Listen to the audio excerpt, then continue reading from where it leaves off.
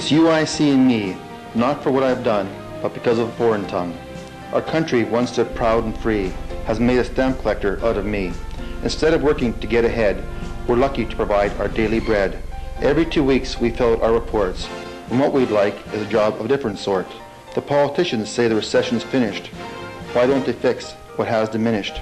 It's UIC and me, it's UIC and me. My brothers and sisters aren't united. If we were, we could fight it. How do we pay the rent when we barely have a single cent? The debates in the House are a total waste. Put something on the table we can taste.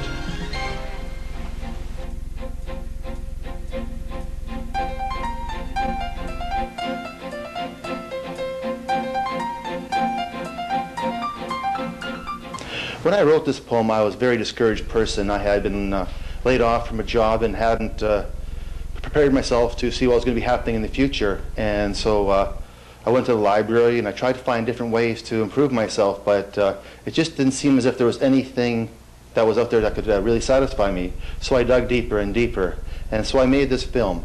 This is actually geared towards people who are unemployed and underemployed. I've been unemployed before, and I'm sure I will be again. I'm sure some of you have been unemployed or maybe are unemployed. Being unemployed is one of the hardest things you're ever going to do in life, because everybody in society seems to ask you, what are you doing these days? What are you doing these days? And it sets up some kind of pecking order as if your job makes you so important. In certain circumstances in our society, people, the experts, say that most of us will have an average at least 4 different careers. And I think many of us might have more than that. But in order to compete with the changing world, we're going to have to change. What is a model employee? Let's take a look at what the experts say a model employee is. A model employee has academic skills, which means they have great communication skills. They understand and communicate in the language in which the business is conducted. Listen to and understand. Read, comprehend, and use written materials, including graphs, charts, and displays. Write effectively in the language in which the business is conducted. B, they think. Think critically and act logically to evaluate situations, solve problems, and make decisions. They understand and solve problems involving mathematics and use the results. They have access and apply specialized knowledge from the various fields. For example, skilled trades, technology, physical sciences, whatever. They also must be able to continue to learn. Learning is very important and it's an ongoing process for life. The second characteristic that a model employee has is that they have personal management skills. They have positive attitudes and behaviors. A positive attitude toward learning, growth, and personal health. B, responsibility. A person must have the ability to set goals and be able to follow through with the goals that they have established. They must also be accountable for what they have done. C, adaptability. A positive attitude toward change is important. Recognition of the respect for the people's diversity and the individual differences, and the ability to identify and suggest new ideas to get the job done creatively. We all need to be thinking how we can help the employer, not just to take care of our own needs. The third skill and characteristic that a model employee has is that they are a team player. Teamwork skills are very, very important. They must understand and contribute to the organization's goals. They must plan and make decisions with others and support the outcomes. They must be able to exercise and give and take in groups and understand group results. Let's look at 3 things that stop us from being as successful as we'd like to be. First are attitudes, second is change, and third is options. We're going to be discussing each of these 3 headings in an order, and most of us haven't achieved what we want to. We might be doing well, we might even have a job at this time, and that's nice. But if we're underemployed or unemployed, in both cases we're not getting the desired results and we're short of what we want to accomplish in life. Let's take a look at these 3 things. Number 1 is attitude. Our attitudes are a combination of things that we've learned from our environment and our parents. And we've also been brought up with different traditions and beliefs. Sometimes these things are good and sometimes they're bad. Sometimes they're old wives' tales. Sometimes they're stories that aren't even true. And it'd be good if we would actually evaluate all these things for ourselves so we know what we really stand for. Quite often you'll see signs on a business, be it a window or whatever, it says, "We have a new attitude." It would be nice if they would say if they have a good attitude or a bad attitude. A new attitude doesn't really mean a thing to me. There are the two choices.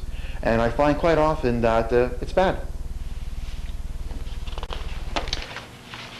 Years ago, I was working for a construction company, and the man actually fired me.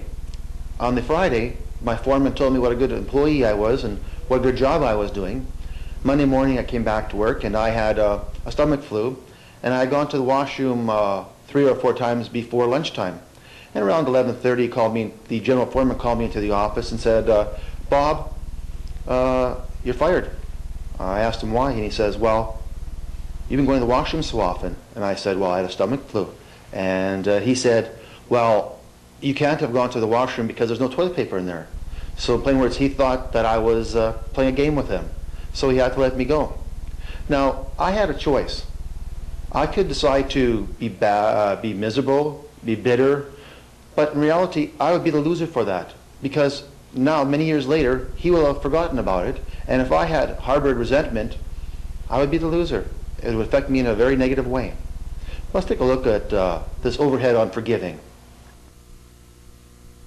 Forgiving someone does not mean condoning the hurt or abuse. No one has the right to hurt you or abuse you. But my boss didn't really have the right to, well, I guess he did have the right to fire me, and he did. Forgiveness is a gift to ourselves. It sets us free, and that's very important. Holding on to old hurts keeps us in the past and in bondage. Therefore, we can't move on to the future. Let's look at 5 ways in which I overcame the situation.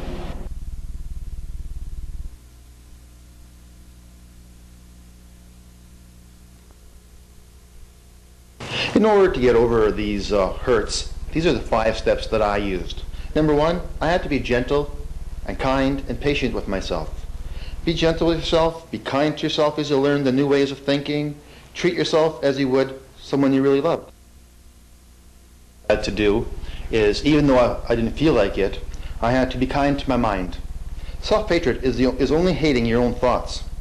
Don't hate yourself for having the thoughts you have. Gently, just change your thoughts. The third thing is praise yourself. Criticism breaks down the inner spirit. Praise builds it up. Praise yourself as much as you can. Tell yourself all the things that you're doing well. Even if they're little or large, they all add up. The fourth thing I had to do is put a support team around myself. I had to find ways to get reinforcement, positive reinforcement. I reached out to friends. I asked them to help me. I asked my family, who were very helpful, people in the church. It is not a weakness to ask for help from friends. And myself now. Don't wait until you lose weight, get that extra job, the better job, or a job. Begin now. Be the best you can. The second reason that most people don't achieve what they should, or aren't as successful as they'd like to be, is because of the topic change. A lot of people think that after they graduate from high school, I've heard things like, "Oh, I won't have to read anymore." Well, in plain words, they're saying to themselves, people who say this, that they're limiting their options. They don't like challenges, but the sad thing is, and good thing at the same time, is that the world is changing around us. 40% of the jobs we knew 3 years ago have changed. I'm not saying that there's no jobs, but I'm saying is that they're different. So we have to adjust. Let's take a look at an overhead to tell us when we should possibly consider changing jobs or careers. It's time to change your job if, for one of these 7 reasons, you might consider doing that. Number 1 is if you're in danger of losing your job. If you know that it's going to become obsolete or whatever, you might as well look for a new place to be. Number 2, if you're underpaid. Number 3, if you're stuck at your current job level. Number 4, if you hate your job. 84% of people don't like their jobs. And what I say to them is, find a new one. Number 5 is having a personality conflict with your boss. Sometimes people just don't get along. And your boss does have the final say on who comes and who goes. So you might consider doing it for yourself. Number 6 is not getting the opportunity to use your ability. I always thought money was the major issue in which people were really concerned about. But according to the top 10 list of the experts again, they say that money is only the 4th issue. Number 2 and number 3 are actually being appreciated, and also having your thoughts used in your business. The seventh reason you might consider changing your job is if you're trapped in a merger. Sometimes companies, when they join forces, don't require all the people that they have, and you might be let go, and you might want to be changing jobs. Instead of just scrambling around, as most people do, including myself in the past until I discovered this, what I try and do now is I try and use the SMART method. S stands for specific, M is measurable, A is attainable, R is relevant, and T is traceable. Let's discuss these in further detail.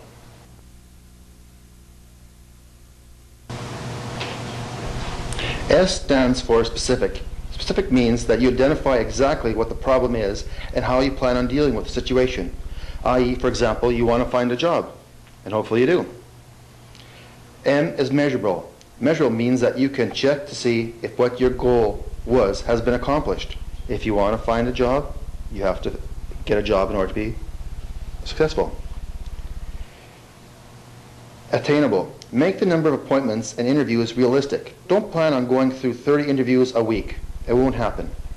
Plan on mailing out a certain number of resumes and getting an interview with about 5% of the companies. Relevant.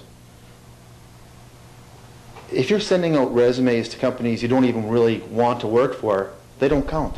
It doesn't really help you at all. If, for example, if you're a truck driver, send it out to trucking companies. If you're a salesman, find out which product you like and would like to sell and call them. Go to the yellow pages, give them all individual calls. Traceable is everything. T is traceable. Traceable is everything that you are doing that is able to be recorded so that the information can be reviewed at a later date. It's very important to know, and this is part of building yourself up too and loving yourself and praising yourself, is that you want to see that you have been trying. You have not just been sitting there wasting your life away.